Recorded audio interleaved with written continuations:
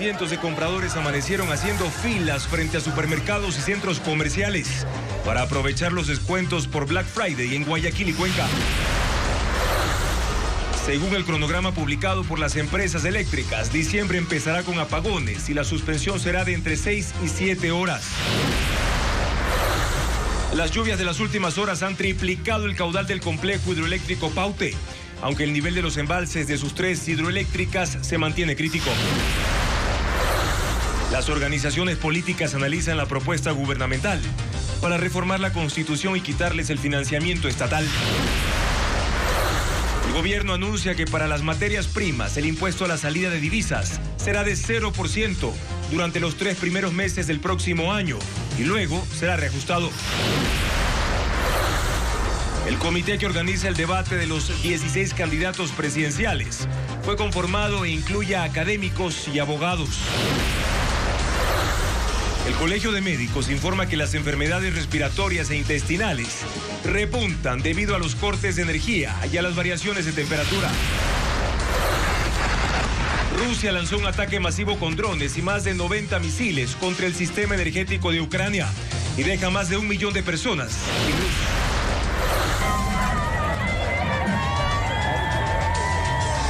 Ni la lluvia ni el frío desanimó a los neoyorquinos que participaron en el desfile de Macy's, que por sus 100 años exhibió 17 globos gigantes de helio con personajes famosos animados, 11 bandas, 700 payasos, actores y cantantes.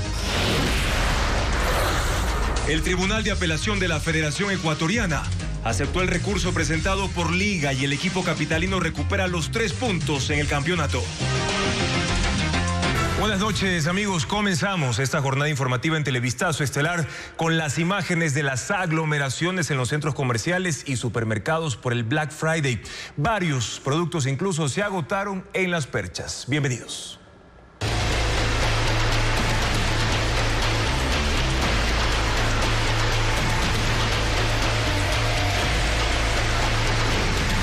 Black Friday, el imán de las ventas. Miles de compradores acudieron este jueves para aprovechar los descuentos por Black Friday en supermercados. Largas filas en las cajas y carros llenos de compras fueron parte del panorama. Y los productos que no necesitan refrigeración, como por ejemplo el arroz, se agotaron. Informa Luis Alfredo Zúñiga.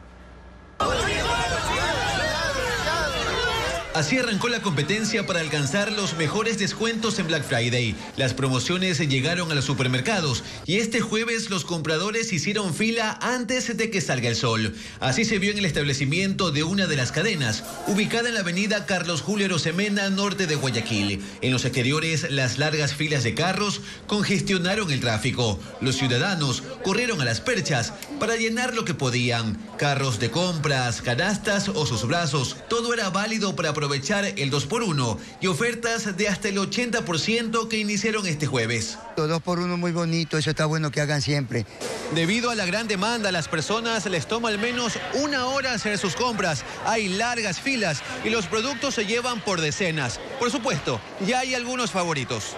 Los cortes de energía influyeron. Muy pocos fueron a los pasillos con productos que necesitan refrigeración. Un escenario diferente a donde estaba el arroz. Solo quedaba el cartel del descuento y unos pocos granos. Las fundas ya se las habían llevado. Cosas que puedan estar así sin dañarse en la nevera. En mi caso estoy llevando como 10 fundas, 12 fundas. Los aceites, latas de atún, mantequilla y detergente también captaron la atención de los compradores. En Cuenca el escenario fue similar en esa cadena de supermercados. Las largas filas fueron la tónica, lo mismo en varios locales de centros comerciales. Más de 1000 productos con descuentos de hasta el 80%. En La Tacunga los descuentos fueron de hasta el 70% en artículos de primera necesidad y se han extendido los horarios de atención hasta las 10 de la noche. En algunos supermercados se sortean regalos por las compras y en otros muestran grandes letreros con sus ofertas. En Quito también incrementó la demanda. Latas de atún tienen descuentos del 40%. Los electrodomésticos y papel higiénico también están con ofertas. Los descuentos por Black Friday se extenderán durante el fin de semana.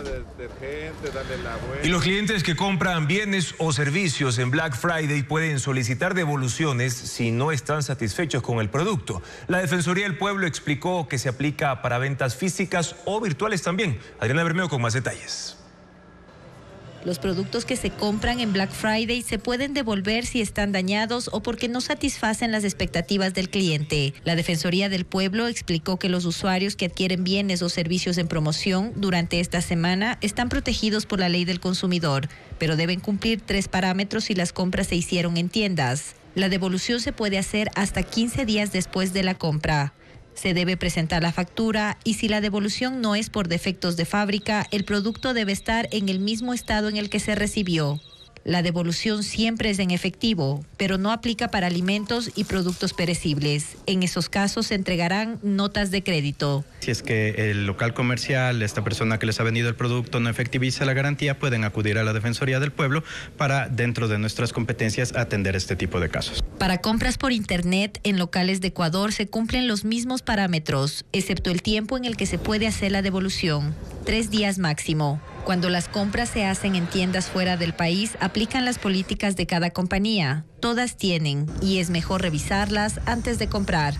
Y la marca le dará cuáles son las condiciones para hacerlo, que tiene que llenar algún documento online o algo por el estilo, comunicando el reclamo y la marca se encargará a través de su departamento de servicio al cliente de satisfacer las necesidades del consumidor. Si el producto comprado en otro país no llega en el tiempo establecido, se realiza la devolución del dinero luego de notificar el problema.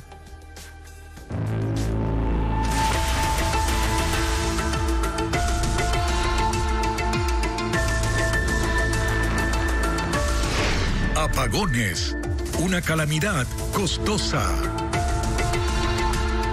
El río Paute registra los caudales más altos de los últimos 2 meses gracias a las lluvias de las últimas horas. Pese a ello, los embalses de las hidroeléctricas de este río siguen en condiciones críticas. Francisco Garcés con el panorama de este jueves. Gracias a las lluvias de las últimas horas en el sur del país, el caudal del río Paute casi se triplicó. Pese a ello, no alcanza sus niveles normales y los embalses de las hidroeléctricas no crecen.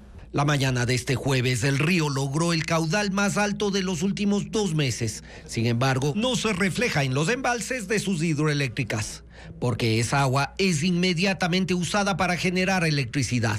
Por ejemplo, Mazar, que es el primer reservorio, mantiene su cota en 2.111 metros sobre el nivel del mar y solo tiene 1 metro de agua disponible para generar. Ese embalse se ha convertido en un regulador del agua que pasa al segundo reservorio, que es Amalusa. Es un embalse más pequeño que normalmente crece durante la mañana, pero pierde reserva en las tardes y noches cuando Paute Molino es encendido. Las hidroeléctricas del Paute completan la cantidad de electricidad que no puede generar Coca-Codo Sinclair, que produce más cuando el caudal del río Coca crece, porque esa planta no tiene reservorio. Hoy está produciendo un promedio de 390 megavatios, pese a poder generar 1.500 megavatios.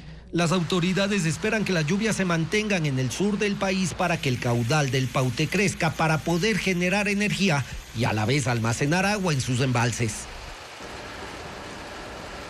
Y pueden acceder con su teléfono celular al código QR que en estos momentos ven en sus pantallas para conocer el detalle de los horarios de cortes en su sector y su ciudad. Y precisamente a continuación les vamos a presentar algunos de los nuevos horarios, el nuevo cronograma de los cortes de energía que rigen desde mañana viernes 29 de noviembre hasta el domingo 1 de diciembre a escala nacional. Por ejemplo, en Guayaquil, en los sectores de Mapasingue Este, Ciudadela Miraflores, Urdesa Central, también en Avenida Las Aguas, la Federación Deportiva del Guayas y la cooperativa Quisquis. Se aplicarán apagones en los siguientes horarios. Mucha atención, desde las 5 de la madrugada hasta las 9 de la mañana y en la otra franja desde las 5 de la tarde hasta las 8 de la noche. En el caso de Quito, en los sectores de la Universidad Católica, Bellavista, Ignacio Bozano, también Barrio Lindo, la avenida 6 de diciembre, en la intersección con la Luis Cordero y La Niña, no tendrán energía eléctrica en 2 horarios también, desde las 3 de la madrugada hasta las 6 de la mañana y desde las 4 de la tarde hasta las 7 de la noche, hasta las 19 horas. Esta zona es el centro norte de Quito. Ahora, en Cuenca, desde mañana no contarán con electricidad en los sectores Ordóñez Lazo, también Camino del Tejar, Las Pencas, Avenida de las Américas, la Escuela Hípica de la Policía en el horario, mucha atención también, desde las 11 de la mañana a las 3 de la tarde y desde las 9 de la noche hasta la medianoche. Reitero, estos horarios se aplican desde este viernes 29 de noviembre hasta este domingo 1 de diciembre.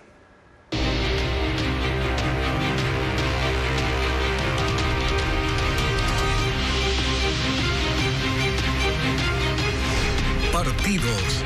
¿Les cierran la llave?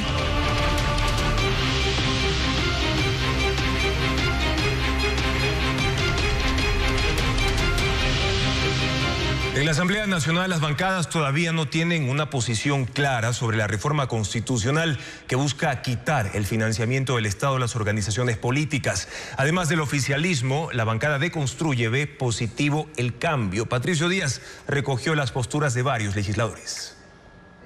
La reforma constitucional para quitar el financiamiento público a las organizaciones políticas está en la Asamblea.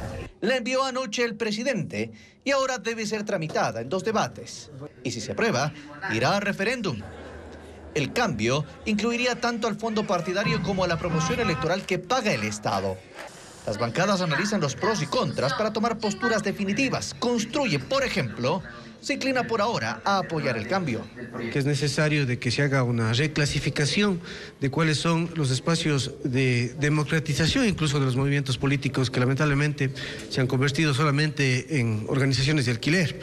Del otro lado, la bancada correísta considera peligrosa la propuesta del presidente, aunque es favorable a que se abra el debate sobre el financiamiento de las organizaciones políticas. México y Colombia decidieron tomar el control para no permitir ingreso de plata del narcotráfico. Nosotros estamos haciendo todo lo contrario. Y eso es peligroso, porque ya al Ecuador lo catalogan como un narcoestado. El Partido Social Cristiano no se pronuncia sobre la reforma. Otto Vera, vicepresidente de la Asamblea, anticipó que tomarán una postura en los próximos días. En general ven con cautela la propuesta del Ejecutivo. El oficialismo defiende el cambio y resalta que para evitar los riesgos evocados por el correísmo, se fortaleció la Unidad de Análisis Financiero UAFE, y las entidades que revisan las finanzas de las organizaciones políticas deben cumplir con los controles que exige la ley. Lo que se está diciendo es no ocupes la plata de los ecuatorianos para tu politiquería, para tu campaña política. Utiliza las herramientas que tiene el Estado en este momento, como la UAF y los controles del CNE, para verificar que los recursos que tengas en tu campaña sean de origen lícito. La mayor parte de bancadas coincide en que si la reforma se aprueba, se debe realizar un cambio riguroso en el Código de la Democracia para fortalecer los controles y evitar los riesgos. Y para costear los fondos partidarios, el Estado ecuatoriano destinó más de 72 millones de dólares durante un lapso de 14 años. Ese dinero debía ser utilizado para promoción de candidaturas y financiamiento institucional de los partidos y movimientos políticos. Luisa María Heredia profundiza en estas cifras.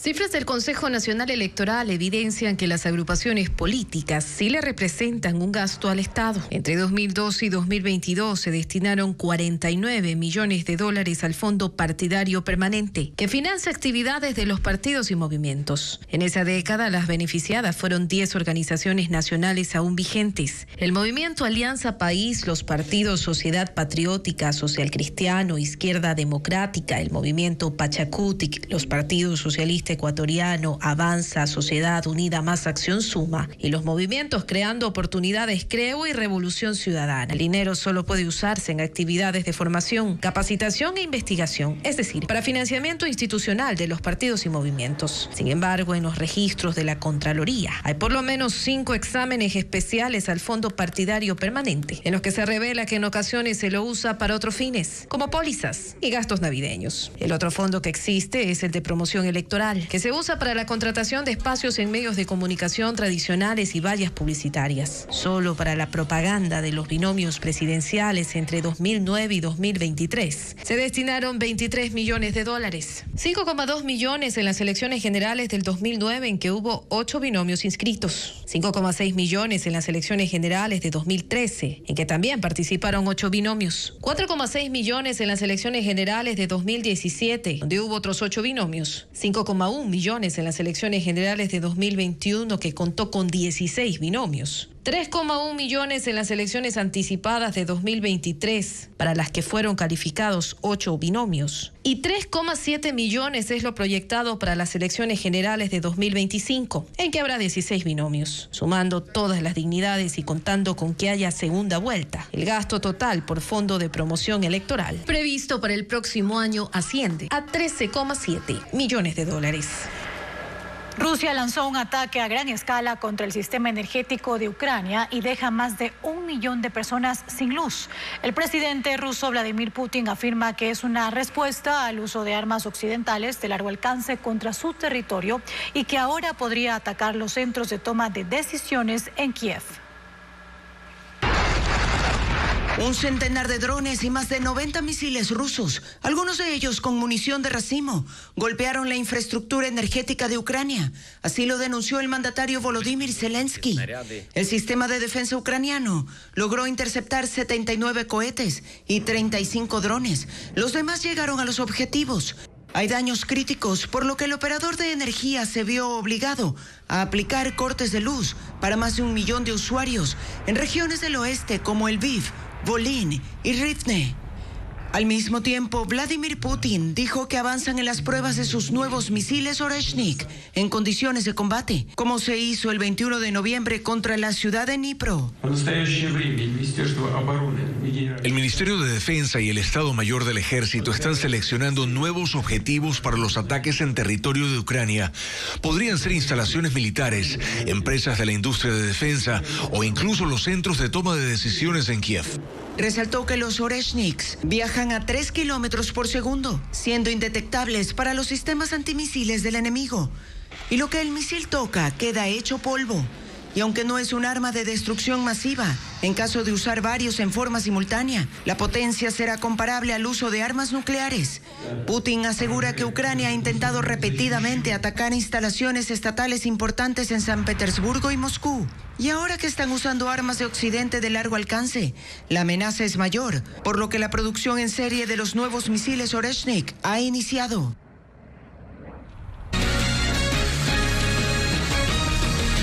Los cortes de energía cambian las dinámicas de los ecuatorianos, que en lugar de quedarse en casa acuden de manera masiva a centros comerciales, lo que contribuye a la proliferación de virus respiratorios. También hay complicaciones digestivas por la pérdida de la cadena de frío en los alimentos, como lo explica a continuación Bessie Granja. Los cortes de energía cambiaron las rutinas de las familias ecuatorianas, que prefieren acudir a los centros comerciales mientras se restablece la electricidad. Algo que está contribuyendo en la proliferación de enfermedades respiratorias que se exacerban por los cambios climáticos. Así lo advierte el neumólogo José Ulloa. Pero si yo voy a meterme a un lugar con hacinamiento, me voy a pescar cualquier bacteria. ¿Cuál es la bacteria que más molesta en nuestro medio? Es un gran positivo, el estreptococo. Si estoy vacunado, ando bien. Pero si no estoy vacunado y me infecto, me descompenso. Que son a veces la patología amigdalina, pultácea con pus, y a veces si no me la trato tengo un sinusitis y por ende más tarde un poco neumónico. La Federación Médica Ecuatoriana alerta que en Pichincha existe un incremento de virus sincitial respiratorio y gripe común que afectan más a niños y adultos mayores. En esta clínica particular al sur de Tena, en Napo, se registra un 60% de incremento de sinusitis, faringitis, influenza y bronquitis en menores de edad que están en etapa escolar. Allí acuden a diario hasta 36 pacientes con estos problemas. Hemos visto un repunte en estas 2 últimas semanas, posiblemente a causa de las precipitaciones, las lluvias, cambios de temperatura, frío, calor. Los especialistas recomiendan el uso de la mascarilla y el correcto lavado de manos en esta época del año, donde los moles son visitados de forma masiva.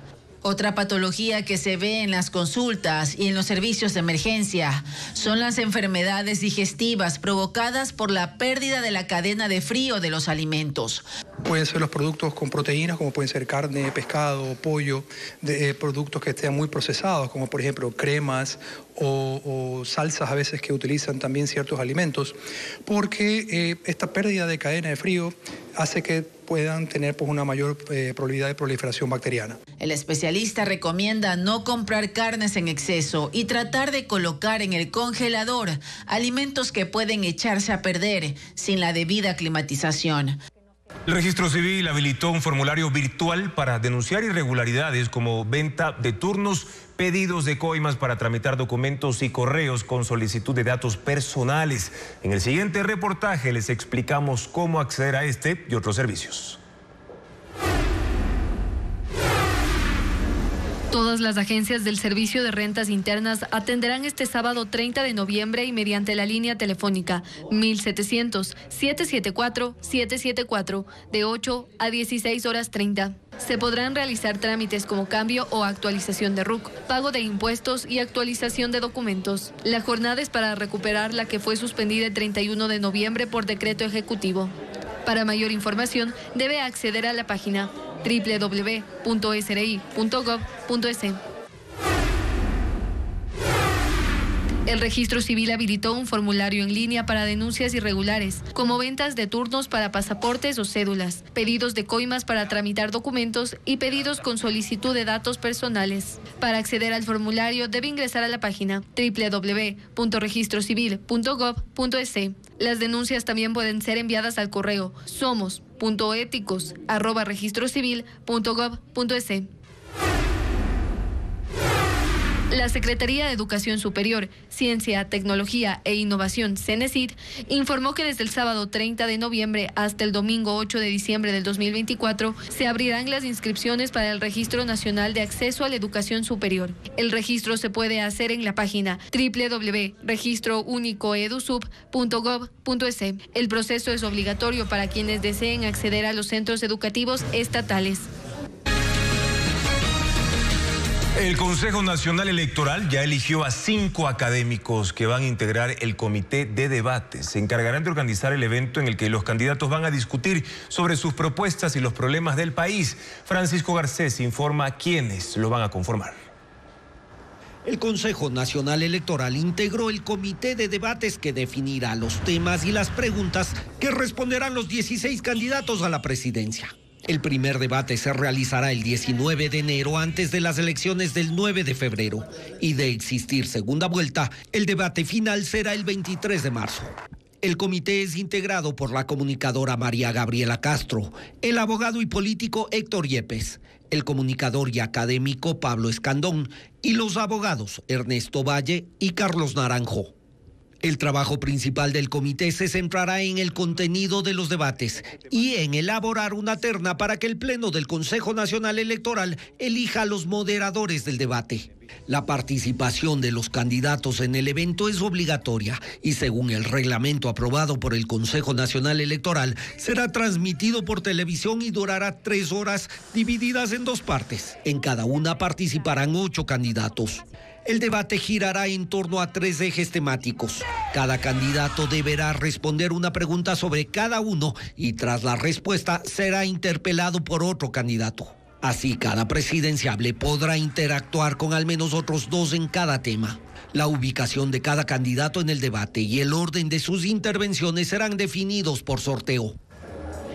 Corea del Sur fue azotada por la nevada más fuerte en 50 años. En la capital, Seúl y sus alrededores se acumularon hasta 40 centímetros de nieve, provocando caos vehicular y cancelación de vuelos. La tormenta dejó 5 fallecidos y 11 heridos. Merlis González con las imágenes.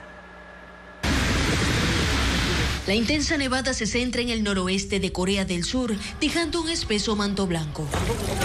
Zonas turísticas de la capital, Seúl, tienen un paisaje invernal.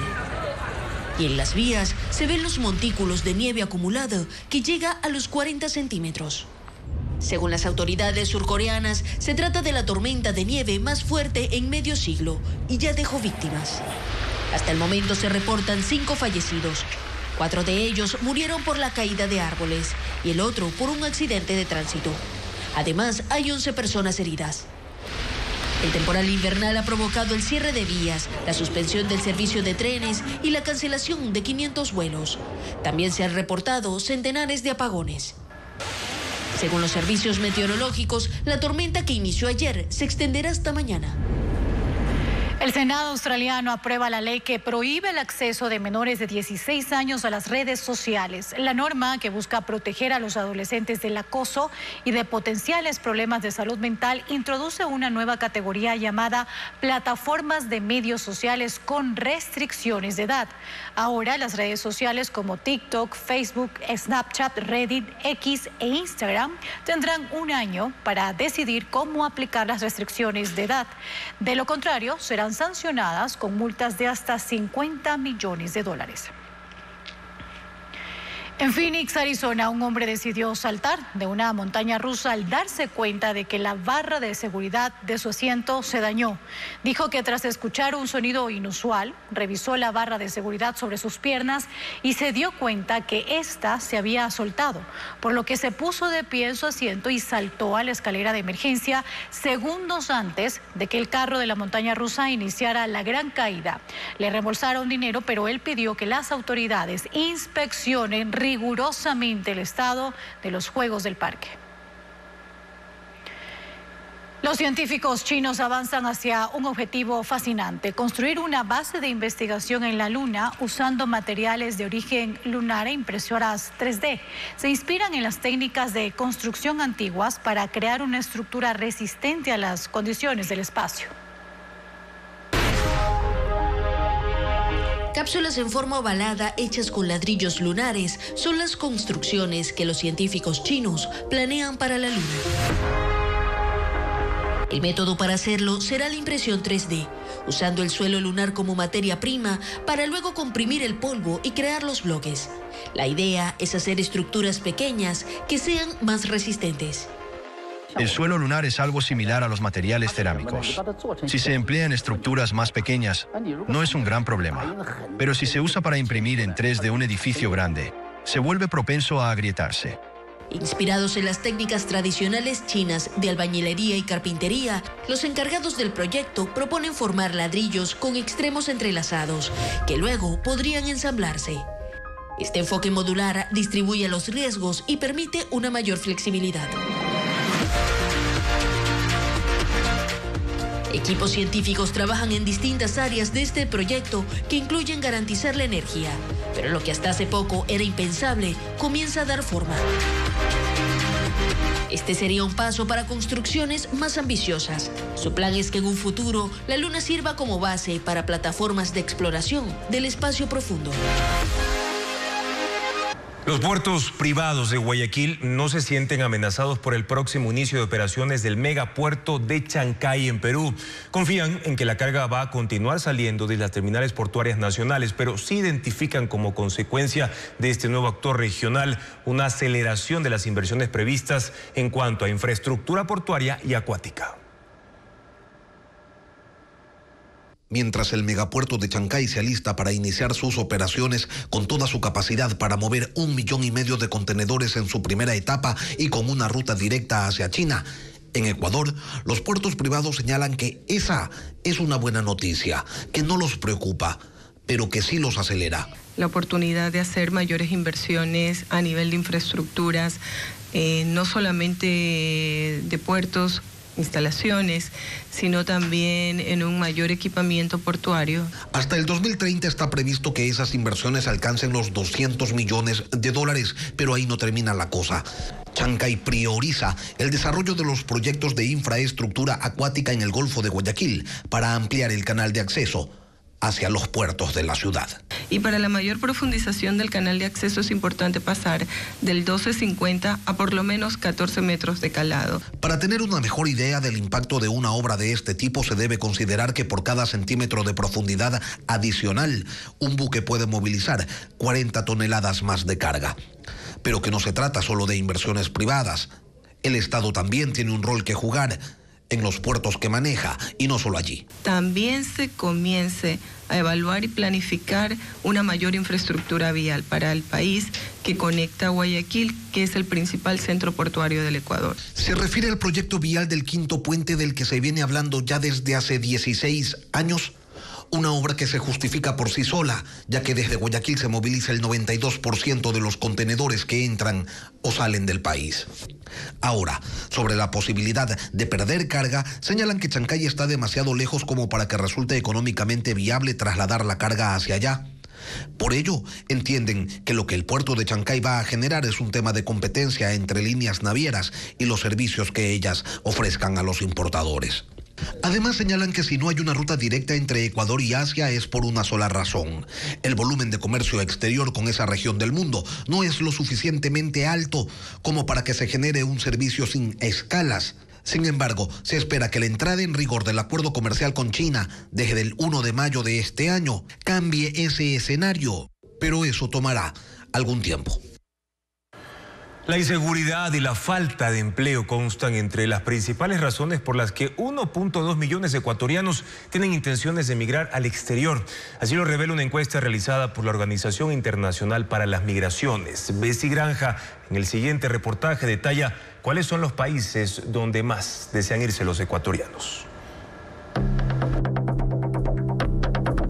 Estados Unidos y España son los países donde más desean migrar los ecuatorianos.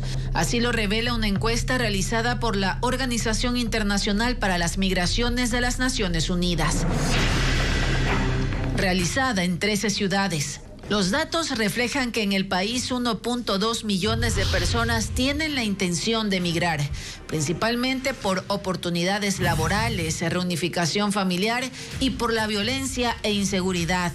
Además de Estados Unidos y España, otros destinos son Canadá, Alemania, Chile, Francia y Argentina. El documento también recopila que quienes más desean irse son trabajadores independientes, dedicados al comercio con ingresos mensuales de $800. Consideran que trabajan en condiciones precarias por las amenazas y extorsión de la delincuencia.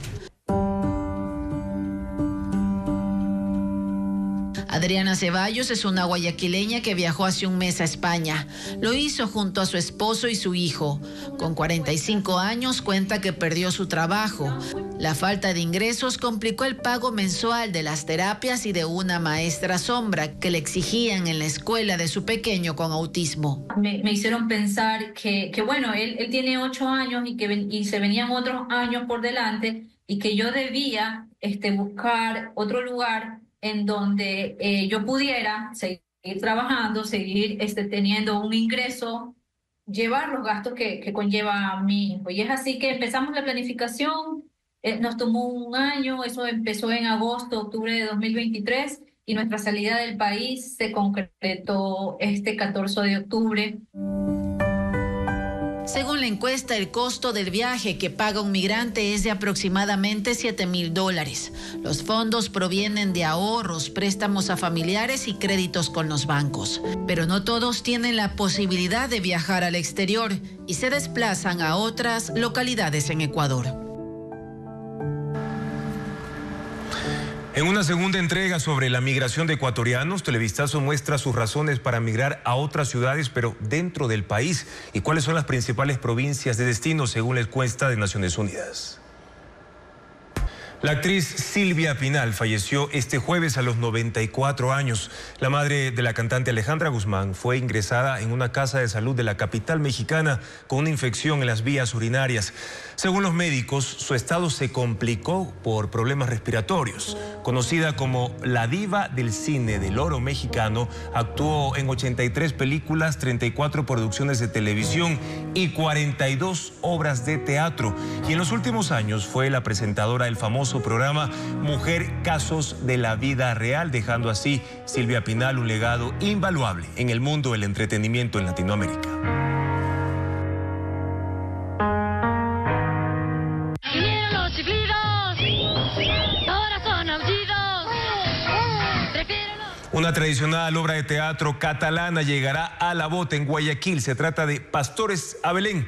Además, en Quito habrá un concierto de pasillos ecuatorianos en el Yaco, el Parque Museo del Agua, en el centro de la ciudad. Estefanía Arias con la agenda cultural.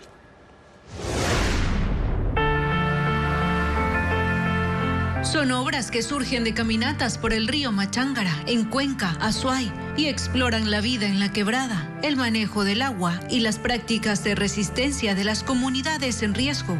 Lógicas de Ciudad es la exposición del artista Byron Toledo, que se inauguró en el Museo Naim Isaías en Guayaquil. Una muestra de cerámicas, pinturas e instalaciones que estará abierta hasta el 4 de febrero de 2025, de lunes a sábado, de 9 de la mañana a 5 de la tarde. Y mi único Dios es el dinero. Una adaptación de Als Pastores, una obra tradicional catalana que mezcla humor, aventuras y espiritualidad. Pastores a Belén se estrenará en el Teatro La Bota en Guayaquil, con 20 artistas en escena y dirigida por Nuria Niemes. Las funciones serán los domingos 1 y 8 de diciembre a las 16 horas. Una mágica velada al ritmo del pasillo ecuatoriano. Aguacillo es el espectáculo que se presentará en Yacu Parque Museo del Agua en Quito. Un cuarteto junto al maestro Julio Andrade interpretarán los temas más populares de este género musical. El show será este sábado 30 a las 19 horas.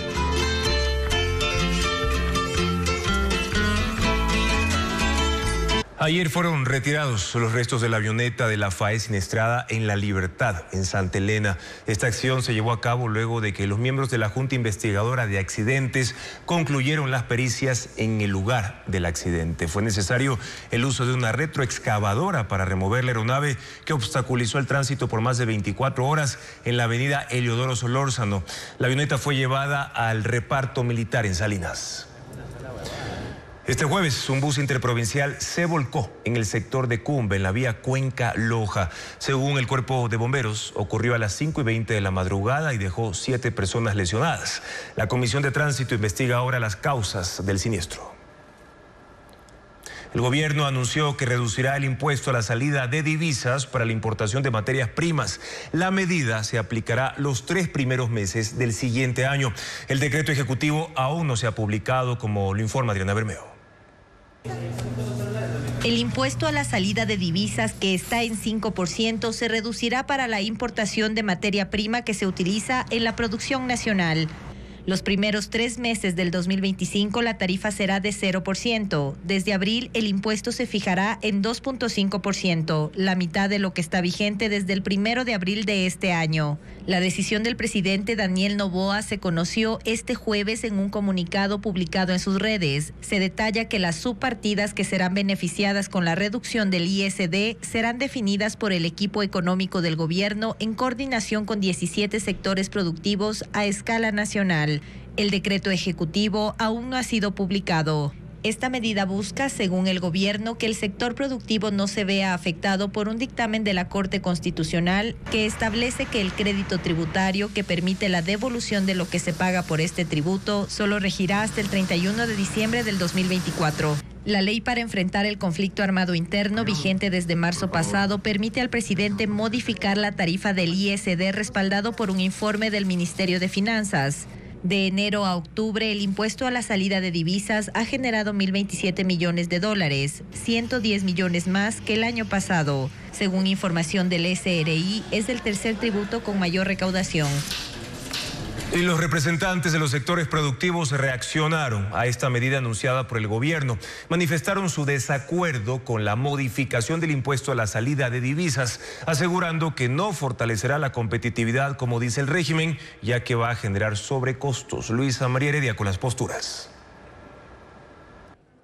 El anuncio sobre la modificación del impuesto a la salida de divisas generó la inmediata reacción de quienes, según el régimen, son los beneficiarios de la medida. Los sectores productivos no están de acuerdo con la decisión del gobierno. El primero en pronunciarse fue el presidente de la Cámara de Acuacultura, José Antonio Camposano. Aclaró que lo que se dice desde Carondelet no es correcto, ya que no se va a reducir el impuesto, sino lo contrario. Hoy, cuando se anuncia que se lo baja a 2.5, lo que también se pudiera decir es que se lo está incrementando de un efecto cero que tenía, un neto cero porque teníamos beneficio tributario, a un efecto real que va a ser el 2.5 de ISD sin opción a devolución, que va a encarecer materias primas y bienes de capital. Cito un ejemplo. En el caso particular del sector camaronero, tenemos una serie de insumos, entre ellos dos muy importantes, la soya y el trigo. Solamente entre esas dos subpartidas tenemos casi 35 millones de dólares de sobrecosto que asumir a partir del próximo año. El camarón es el principal producto de exportación no petrolera de Ecuador.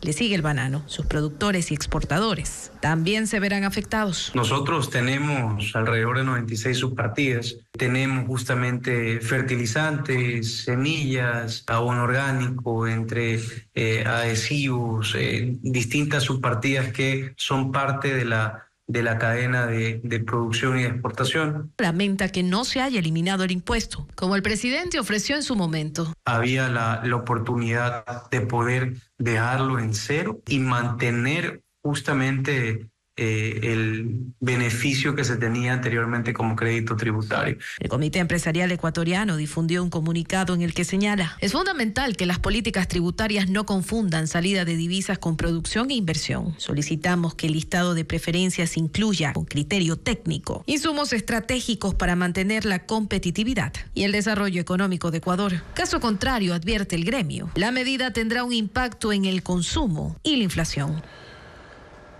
El proyecto de ley de alivio financiero alcanza consenso en la Asamblea Nacional y ya pasó el primer debate. Agilitar el acceso al seguro de desempleo del IES, incentivos para que no haya despidos y condonaciones también están entre las coincidencias de las bancadas legislativas.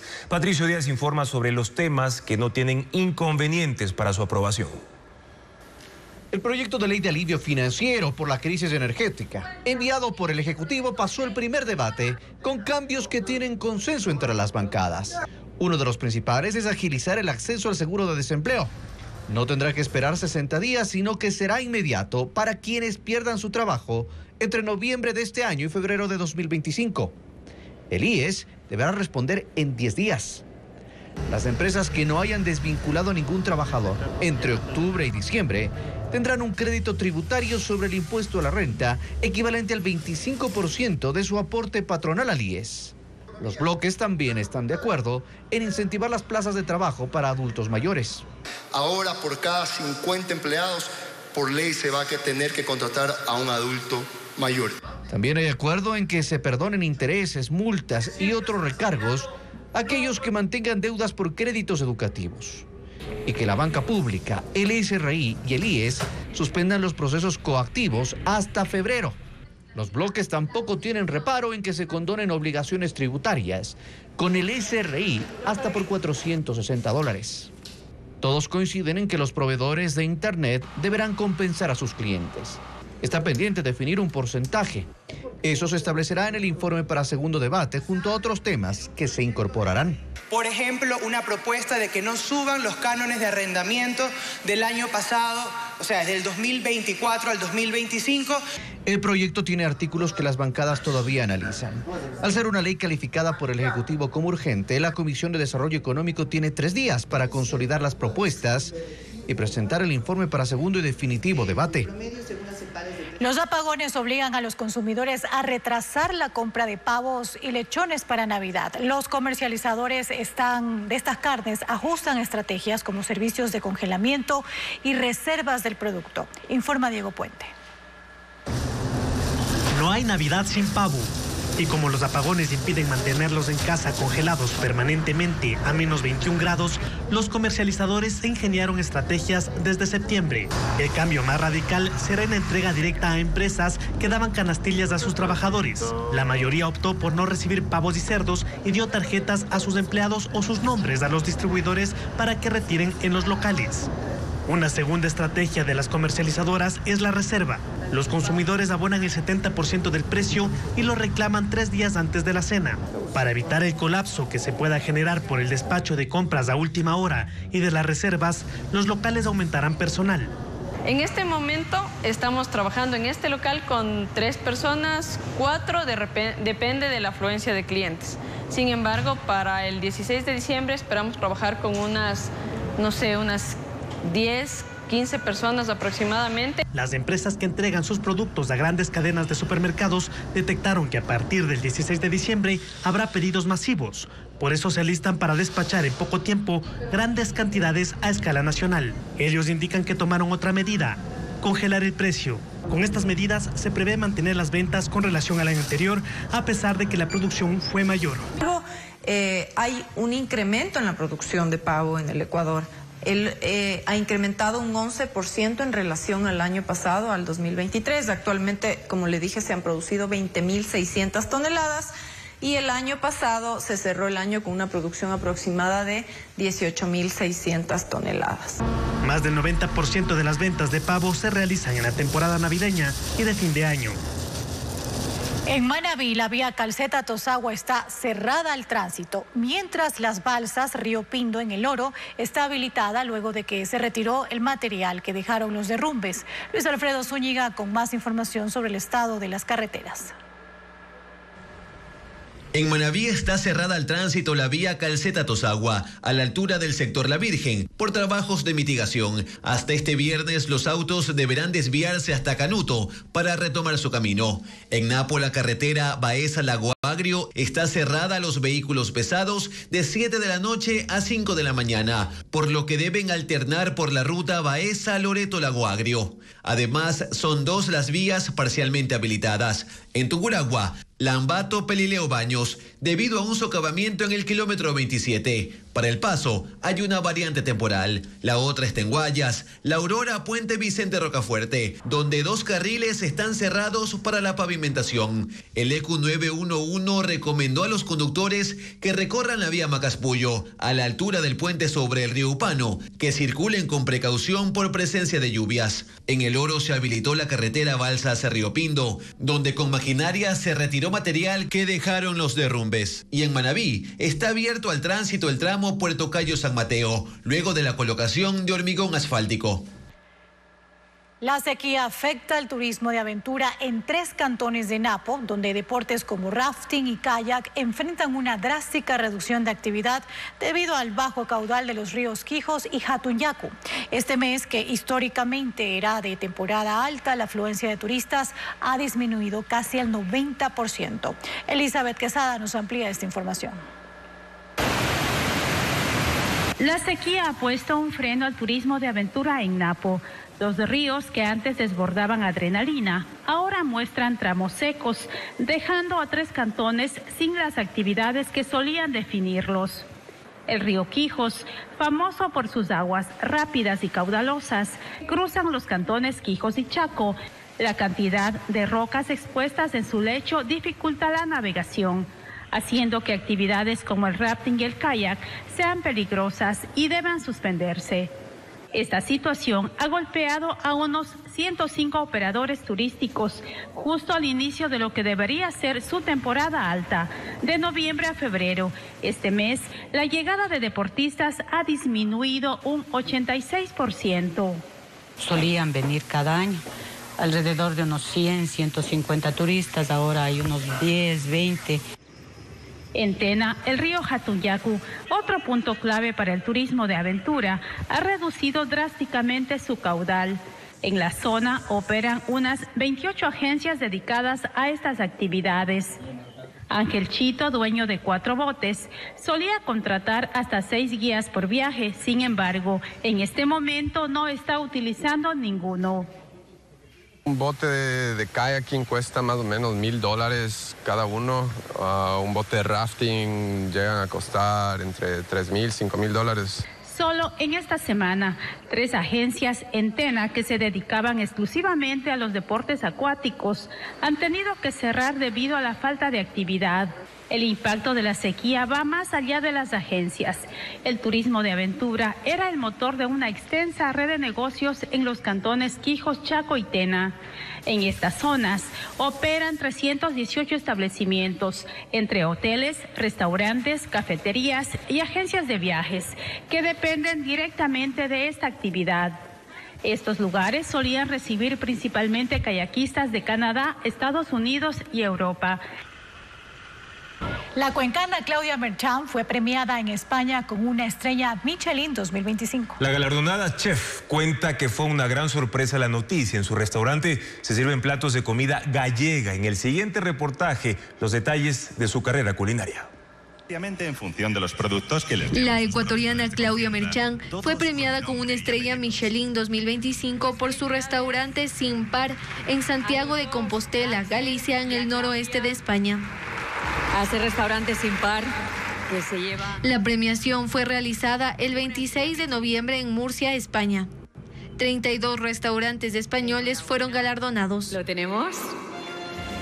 Felicidades. Nos llamaron de casi de primeros y nada, no nos lo creíamos, la verdad. Yo creo que ahora mismo, no sé, es lo más top que puedes llegar a ser como un cocinero.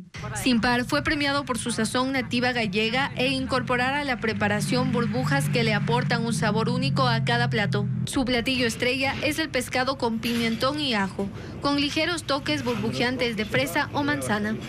Otra de las preparaciones que deslumbran son las trufas con calabaza y almendra caramelizada.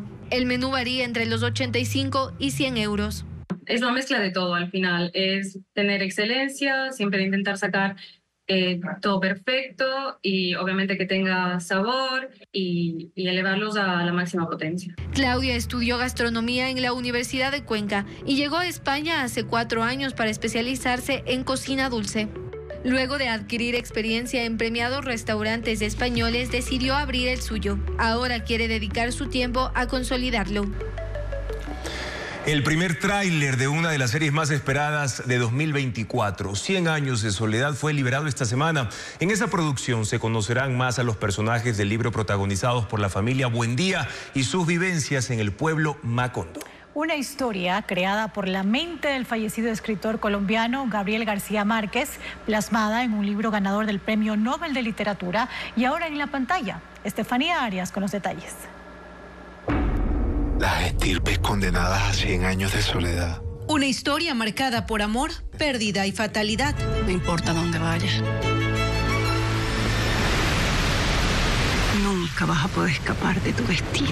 Una adaptación que explora la compleja historia de la familia Buendía. 100 años de soledad, una de las obras más emblemáticas del escritor Gabriel García Márquez, llega a la pantalla como serie y el primer tráiler ya fue liberado.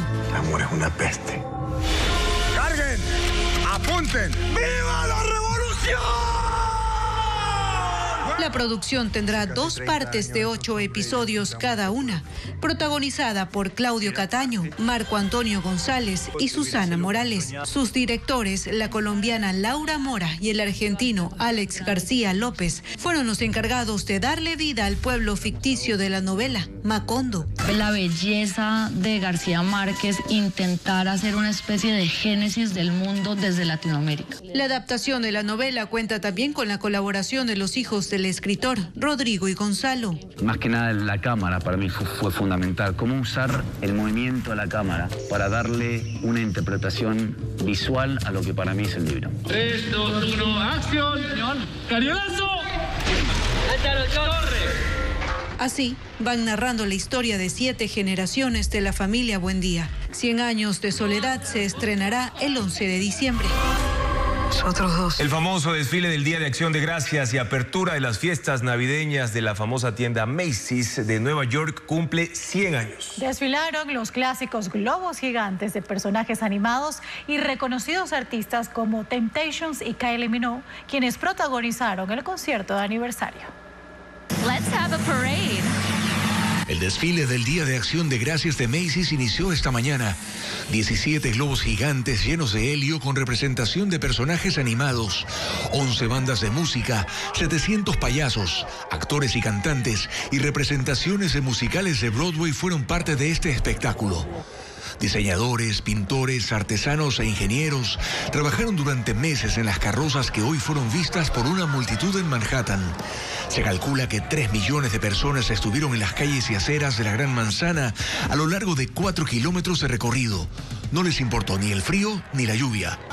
El desfile siguió hasta el mediodía para su cierre junto a la tienda Macy's en Herald Square, que sirvió como escenario y telón de fondo de las actuaciones en las que destacaron artistas como The Temptations, uno de los grupos vocales más exitosos en la historia de la música. Alternaron con la cantante, compositora y actriz australiana Kylie Minogue y la actriz y cantante estadounidense Idina Menzel, que se presentó en una carroza representando el maravilloso mundo de la vida silvestre del zoológico neoyorquino del Bronx. Hace 100 años, en el primer desfile de Macy's en 1924, la principal atracción no eran los globos, sino los animales de otro icónico zoológico de la ciudad, el de Central Park. En un siglo de tradición, el desfile de Macy's solo se suspendió entre 1942 y 1944 en tiempos de la Segunda Guerra Mundial.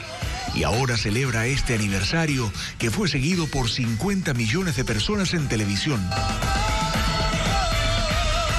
Gracias por su sintonía, amigos. Mañana en Contacto Directo estará Luis Verde Soto, sociólogo, para analizar, tras el fracaso de las movilizaciones sociales, la desaparición de los mediadores.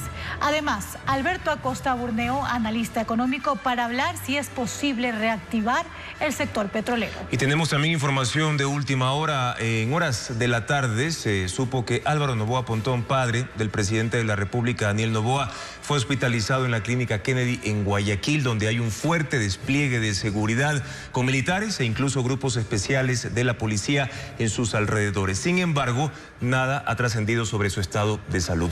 Amigos, los esperamos en la primera emisión de Televistazo a las 5:55 de la mañana, también en vivo por ecuavisa.com. Buenas noches.